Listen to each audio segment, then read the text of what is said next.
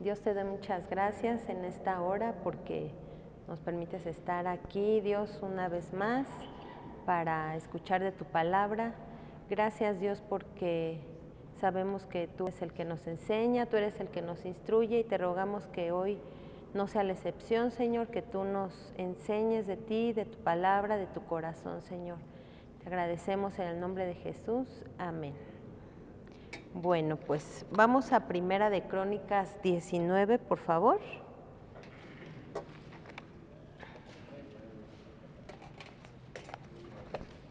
Y bueno, Primera de Crónicas 18, 19 y 20 es una sección.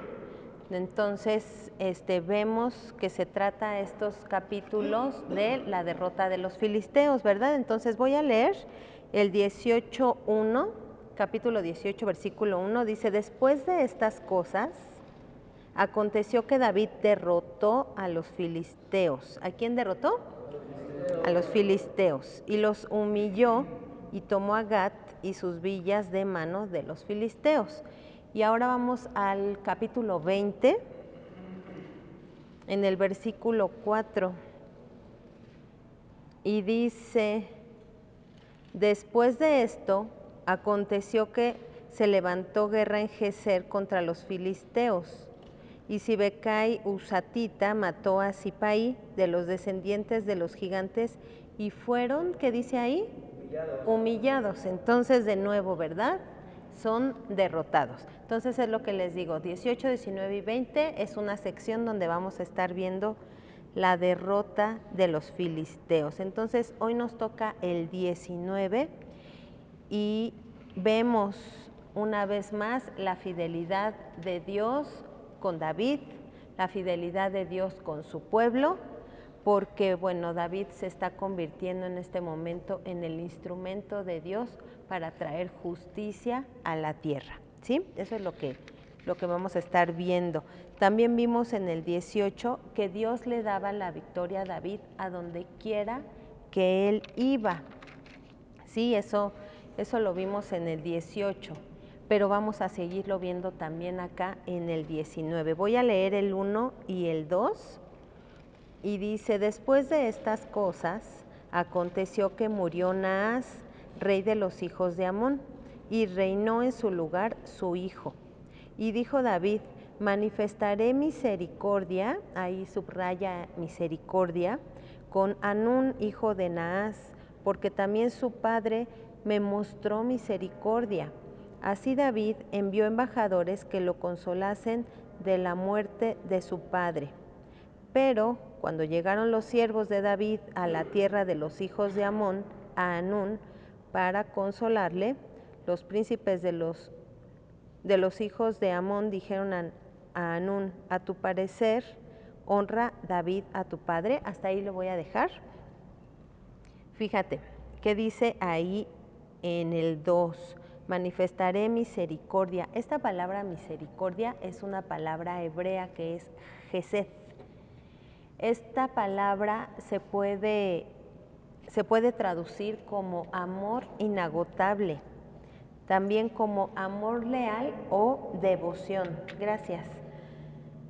Gesed sería este amor que se podrían mostrar unos amigos muy cercanos, amigos muy entrañables, o unos esposos, Gesed. O sea, más allá de misericordia, porque misericordia tú y yo lo conocemos diferente, pero esta palabra también se puede traducir así, como amor inagotable, amor leal o devoción. Y David está teniendo aquí en este momento lealtad política, ¿sí? ¿Por qué? Porque aquí dice que el papá había mostrado misericordia con él. Entonces él se entera de la muerte de este rey y dice: yo voy a ser empático, lo conocí, siento su muerte, me imagino lo que está pasando este hijo, pues yo quiero mandarle a alguien a darle mis condolencias, a hablar con él. Y entonces pues le está ofreciendo su amistad, ¿verdad? Precisamente porque en un tiempo anterior este papá, que se llamaba Naas, pues había ofrecido su amistad a David. Entonces es este tipo de cariño o de amor que también lo puedes ver cuando David y Jonatán hicieron un pacto. Y hacen un pacto que dice que cuando David sea rey, David va a mostrar gesed con la familia de Jonatán, cosa que sí se cumplió, ¿verdad? Cuando tuvo misericordia con Mefiboset y siempre lo tuvo ahí con él. Entonces es esto mismo, habla de confianza, habla de lealtad, habla de este amor leal que David quiere mostrar a este hombre Hanún. Entonces vamos a leer el 3 hasta el 5. A los príncipes de los hijos de Amón dijeron a Hanún, o sea, estos eran los príncipes, los amigos de Hanún. Dice, a tu parecer honra David a tu padre, que te ha enviado consoladores. ¿No vienen más bien sus siervos a ti para espiar e inquirir y reconocer la tierra? Entonces Hanún tomó los siervos de David y los rapó y les cortó los vestidos por la mitad hasta las nalgas y los despachó. Se fueron luego y cuando llegó a David la noticia sobre aquellos varones, él envió a recibirlos porque estaban muy afrentados. El rey mandó que les dijeran, esténse en Jericó hasta que les crezca la barba y entonces volverán. Entonces vemos cómo David envía embajadores allá a la tierra de Hanún y lo hace de buena voluntad, ¿verdad? Él lo hace porque quiere de verdad pues mandar sus condolencias. Pero ¿qué pasa con los amigos del rey, con los príncipes? Le dicen, no, ten cuidado. ¿Qué estará tramando David? ¿Qué estarán tramando estos hombres? No, es que esto está muy raro. ¿Por qué te manda esta gente? Para mí que no es seguro. Para mí que quiere ver tus puntos débiles. Los puntos débiles del reino vienen a espiar. Entonces le dan pues malos argumentos, ¿no? Y en lugar de que Hanún sea un rey prudente, se convierte en un rey torpe. ¿Por qué? Pues porque escucha estas voces que no están siendo sabios, que no le están dando buenas ideas ni buenas recomendaciones de parte de estos señores. Ni siquiera han hecho nada, solamente van llegando, solamente son un conjunto de personas que están llegando. No han dicho nada, no han hecho nada, simplemente llegan y estos señores dicen, no vemos bien esta idea, ¿para qué los mandaron? Y empiezan a pensar mal, hacen un prejuicio, ¿sí? ¿Y qué pasa? Que Hanún dice, los voy a avergonzar, los voy a humillar, y los rapa, y los rasura, y les rompe la ropa. Entonces imagínense, en esa época, obviamente que esto era precisamente para eso, para humillar y para avergonzar. Pero hoy en día creo que es exactamente igual, ¿verdad? Imagínate que te raparan. Digo, lo hemos visto, ¿no? Cuántas veces hasta tú ves a alguien rapado y dices, perdiste una apuesta, ¿no? Porque tienes que demostrar la afrenta, tienes que demostrar que perdiste, que algo salió mal. Entonces, les pasa esto a estos pobres hombres, quedan ahí todos rasurados y rapados y sin ropa y dicen, ¿y ahora qué hacemos? Nosotros no hicimos nada, ¿qué hacemos ahora? ¿No? Entonces, David es prudente al escuchar la noticia y les dice, bueno, quédense allá, quédense ahí guardados, esperen a que les vuelva a crecer la barba, que les crezca un poco el cabello y ya pueden salir. ¿Para qué? Pues para que no anden afuera con su afrenta, ¿verdad? Entonces, David no toma represalias, si leemos aquí, David no toma represalias, acepta la humillación, ¿verdad? Él se queda callado, no hace nada y decide quedarse en paz. Y es algo que dices, oye, pues David no es así. David ha actuado, ¿verdad? En otras ocasiones ha actuado, pero él no quiso devolver el mal. Él no quiso. y dijo, pues estoy en esto, que estoy aprendiendo el carácter del Señor, quiero seguir aprendiendo, voy a ser paciente, voy a esperar en el Señor y pues que Él me diga qué es lo que voy a hacer, cuál es el siguiente paso. Pero resulta que tampoco le gusta esta respuesta al rey Anún, porque vuelve a pensar mal de David porque no hizo nada. Precisamente porque no hizo nada, piensa mal de David. Dice, no, ¿qué tipo de respuesta pacífica es esta? Y no se la cree. Entonces vamos a leer el 6 y 7. Y viendo los hijos de Amón que se habían hecho odiosos a David, Anún y los hijos de Amón, enviaron 1000 talentos de plata para tomar a sueldo carros y gente de a caballo de Mesopotamia, de Siria, de Maaca y de Soba. Y tomaron a sueldo 32,000 carros y al rey de Maaca y a su ejército, los cuales vinieron y acamparon delante de Medeba, y se juntaron también los hijos de Amón de sus ciudades y vinieron a la guerra. ¿Qué tal? No les hicieron nada, no les provocaron de nada, pero resulta que Amón dio oído a estas voces. Escucha a los príncipes y dice, pero ¿por qué? ¿Por qué pasó esto? ¿Y por qué no hizo nada? Para mí que quiere hacer otra cosa David. Y en vez de en vez de aceptar la ayuda, la amistad de David, en vez de pues aceptar como lo que fue estos embajadores que llegaron, no, de la nada inicia una guerra y va a recibir precisamente lo que más temía, lo que le están diciendo, para mí que vienen a ver que cómo está tu reino, que no sé qué. Él teme perder su corona. ¿Y qué va a pasar? Pues va a perder su reino, ¿verdad? ¿Y por qué? Pues nada más por ser imprudente, por dar oído a estas voces, por no ser sabio, por no escuchar las voces que de verdad tenía que haber escuchado. Entonces vamos a leer desde el 8 hasta el 19, que nos está narrando toda la batalla. Vamos a ver cómo estuvo esta batalla. Y esto está a partir del versículo 8. Oyéndolo David, envió a Joab con todo el ejército de los hombres valientes, y los hijos de Amón salieron y ordenaron la batalla a la entrada de la ciudad, y los reyes que habían venido estaban aparte en el campo. Y viendo Joab que el ataque contra él había sido dispuesto por el frente y por la retaguardia, escogió de los más aventajados que había en Israel, y con ellos ordenó su ejército contra los sirios.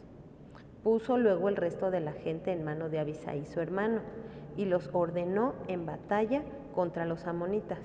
Y dijo, si los sirios fueren más fuertes que yo, tú me ayudarás, y si los amonitas fueren más fuertes que tú, yo te ayudaré. Esfuérzate y esforcémonos por nuestro pueblo y por las ciudades de nuestro Dios, y haga el Señor lo que bien le parezca. Entonces se acercó Joab y el pueblo que tenía consigo para pelear contra los sirios, mas ellos huyeron delante de él. Los hijos de Amón, viendo que los sirios habían huido, huyeron también ellos delante de Abisai su hermano y entraron a la ciudad. Entonces Joab volvió a Jerusalén. Viendo los sirios que habían caído delante de Israel, enviaron embajadores y trajeron a los sirios que estaban al otro lado del Éufrates, cuyo capitán era Sofac, general del ejército de Hadad-Ezer.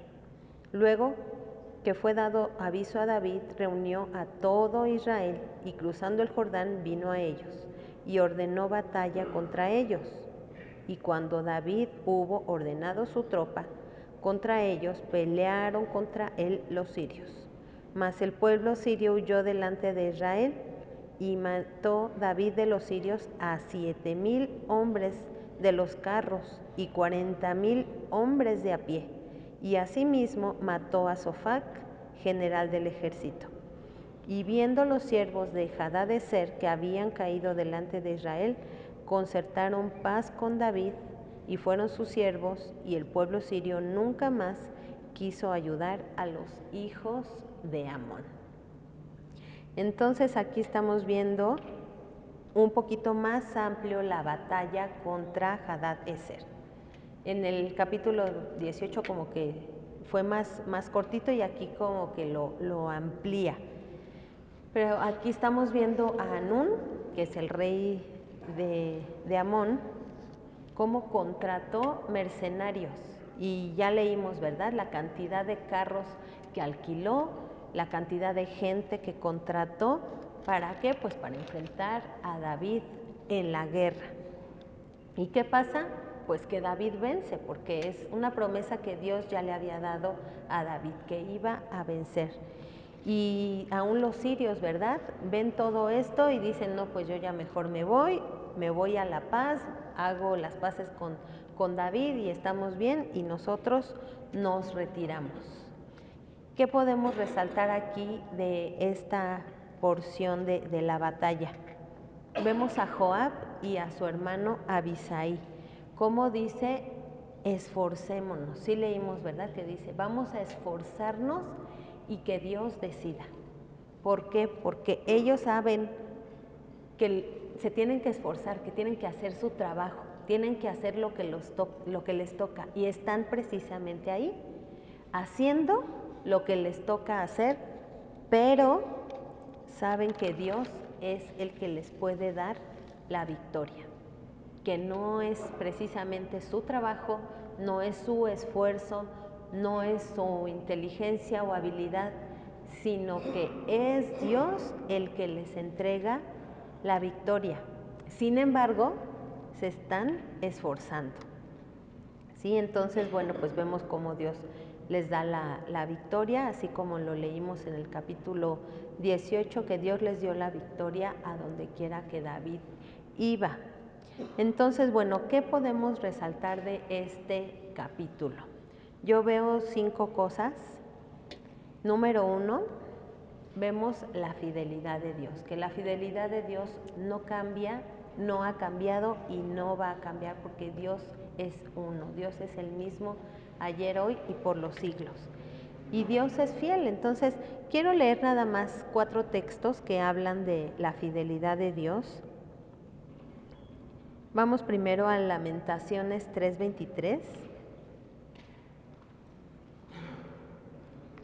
Dice, nuevas son cada mañana, grande es tu fidelidad.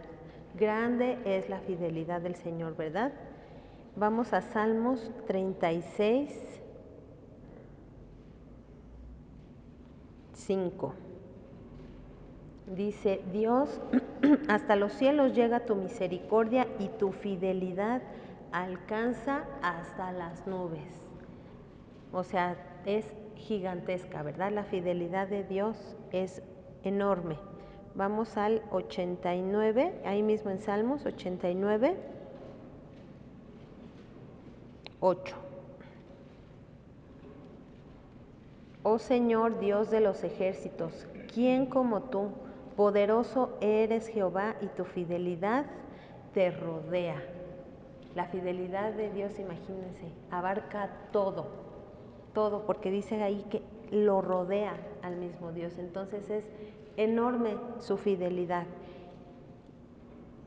Y vamos también a ver ahí en Salmos 117, en el versículo 2, dice, porque ha engrandecido sobre nosotros su misericordia y la fidelidad de Dios es para siempre. ¿Hasta cuándo es? Hasta siempre, ¿verdad? Siempre vamos a tener la fidelidad de Dios. Y es algo que podemos resaltar en este capítulo, que así ha sido Dios, y así fue en ese momento con David. Él fue fiel. Número 2, vemos la lealtad de David, porque él quiso ser buena onda con este otro rey, ¿verdad? Porque se acuerda, oye, pues su papá tuvo una amistad conmigo, su papá me conoció a mí, tuvimos un trato, y entonces yo quiero consolarlo, ¿no? En este duelo que está pasando. Y creo que es algo que en estos 5 puntos es algo que nos habla a nosotros, pues, del carácter de Dios, pero del carácter que nosotros tenemos que tener, ¿verdad? Que tenemos que imitar todo el tiempo cómo es el Señor, que es fiel, y en este caso la lealtad de David, que nosotros seamos leales, que de verdad si tú tienes una amistad con alguien, tú seas leal, no nada más como que de dientes para afuera, bueno, te hablo porque pues aquí estás, pero pues cuando ya no me conviene, cuando ya no me gusta o cuando viene alguien mejor, pues ya a ti te hago un lado, ya no te hablo, ya no te hago caso, porque ahora me gusta este nuevo amigo, esta nueva relación, me gusta más y te voto, ¿no? Acá. Aprendamos a ser leales, aprendamos a ser buenos amigos, que de verdad eso esté en nosotros, porque nosotros así también hacemos la diferencia. La prudencia de David también podemos ver, y la imprudencia en contraparte del otro rey, ¿verdad?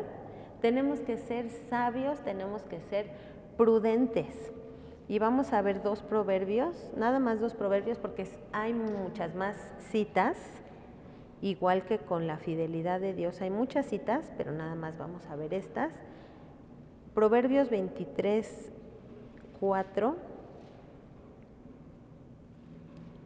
que dice: no te afanes por hacerte rico, sé prudente y desiste.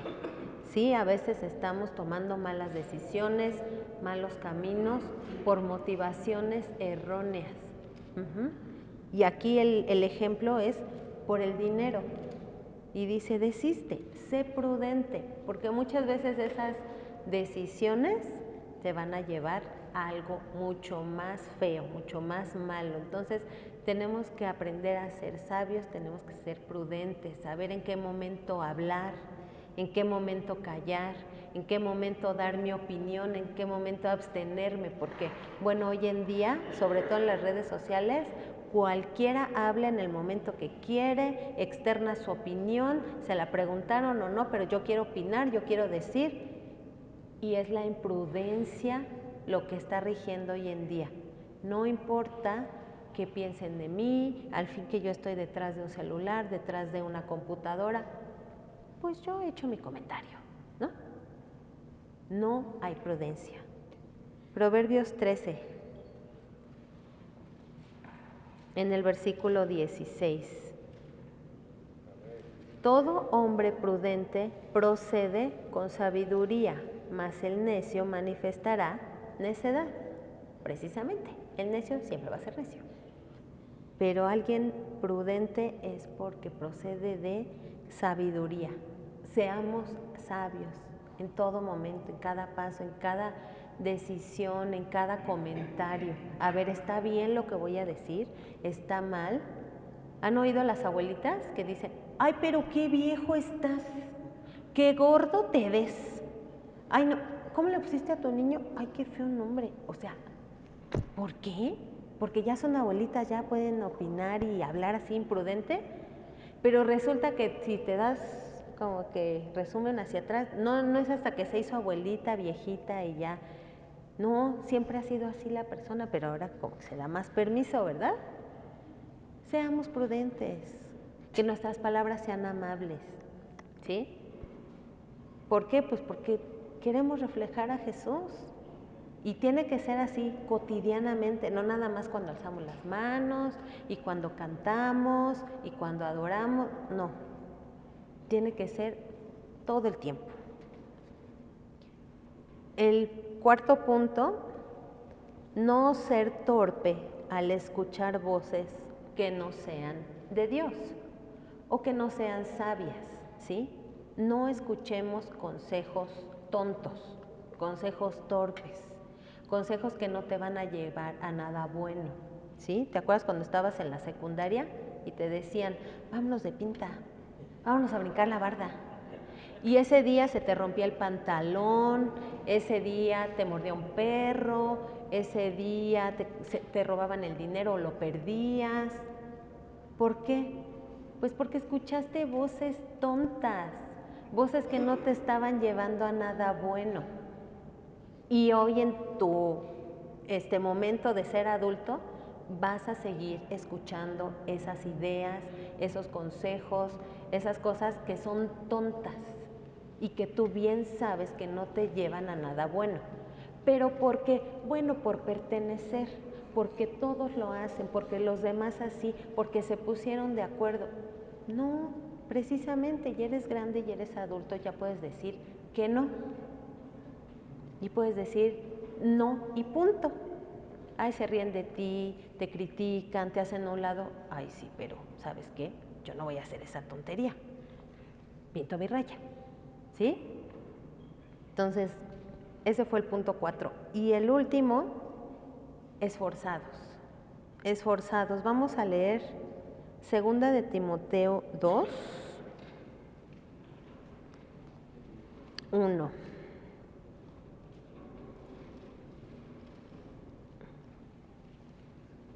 2:1. Y de verdad que tiene apenas un poquito que leí esto y dije, ¿Qué? Creo que nunca había leído esto. Dice, tú pues, hijo mío, esfuérzate en la gracia que es en Cristo Jesús. Esfuérzate en la gracia. No sé si lo entiendes como a mí me cayó el 20 y dije, a ver, Señor, o me esfuerzo o está la gracia, ¿no? Está como que totalmente al revés, ¿no? Porque Dios te dice, toma de mi gracia, aquí está, tú no necesitas hacer nada, ¿sí? ¿Sí has oído de la gracia de Dios? De eso se trata, ¿verdad? Tú no hagas nada, porque yo ya lo hice todo por ti. Pero aquí dice, esfuérzate. Entonces, Dios, ¿qué hago? ¿Hago o no hago? Pero resulta ser que tenemos que hacer las dos cosas.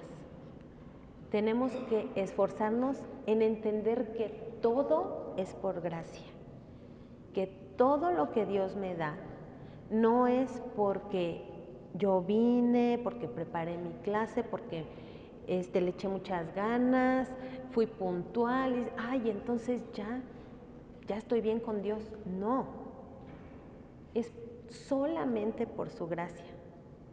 Sin embargo, tengo que seguir haciendo las cosas, tengo que seguir preparando mi clase y echándole muchas ganas y llegar puntual y hacer todo lo que me toca hacer porque quiero seguir viviendo en esa gracia. ¿Por qué? Porque resulta que todavía estoy en este cuerpo, en esta tierra, y resulta ser que la carne se resiste y dice, no quiero oír, no quiero participar, no quiero servir, no quiero. Entonces por eso es que me tengo que esforzar, pero me tengo que esforzar en la gracia para entender que es la gracia de Dios la que me tiene aquí, no mi esfuerzo, ¿sí? Entonces está bien loco, muy paradójico, porque dices, bueno, hago o no hago, pero aquí está, esfuérzate en la gracia, ¿sí? Que todo el tiempo nuestros ojos estén en la gracia de Dios, en la gracia de Jesús, en todo lo que Él es y que cuando yo me parezco más a Él, vivo más en la gracia. Pero cuando me salgo por una pequeña tangente y me voy por el lado del esfuerzo, me voy del lado de lo que yo hago y que ya cumplí y que ya hice y que ya hice y que ya hice, entonces sale la carne. Y la carne quiere ser protagonista y decir, ya hice. Yo lavé más trastes que todos. Yo me paré primero. Yo trapeé 2 veces y él nada más trapeó una, ¿no? Y entonces es una línea bien cercana donde sí estoy haciendo y sí estoy cumpliendo y sí estoy haciendo las cosas bien y lo tengo que hacer, pero me salí de la gracia. Me tengo que meter en la gracia y quedarme allí y esforzarme en no salirme, porque mi carne me quiere sacar, me quiere llevar a la tangente en decir, yo hice, pero me tengo que esforzar en quedarme en la gracia. Por eso dice aquí, hijo mío, esfuérzate en la gracia. ¿Qué es? Que es Cristo Jesús. Que es en Cristo Jesús. Entonces permanezco aquí, permanezco en Cristo Jesús porque tantitito al lado me voy, me salgo. Y cuando has pintado líneas derechas en el cuaderno, si van así, en el mismo ángulo, pues van igualitas, ¿verdad? Paralelas. Pero si desvías un chiquito, pero chiquitito, ¿se va a ir para acá o cada vez que va a ser? Se va a ir más lejitos, ¿verdad? Aunque sea un poquitito, se va a ir hacia otro lado. Entonces, por eso es que dice aquí la palabra, esfuérzate en la gracia, en permanecer en la gracia. Mis ojos puestos en Jesús y en su gracia, de que sin Él yo no podría estar acá. Bueno, pues vamos a orar y vamos a darle gracias a Dios por este día. Gracias, Dios, porque sabemos que tú nos has hablado, que tú nos has enseñado de ti, de tu palabra, de tu carácter, de cómo eres, Señor, y queremos seguir esforzándonos, Señor, pero en tu gracia, en ti, en quién eres tú, en tu presencia, en tu persona, Señor. Enfocarnos en ti y no en nosotros mismos. Señor, muchas gracias y te decimos que estamos muy agradecidos y que te amamos, Dios. En el nombre de Jesús, amén.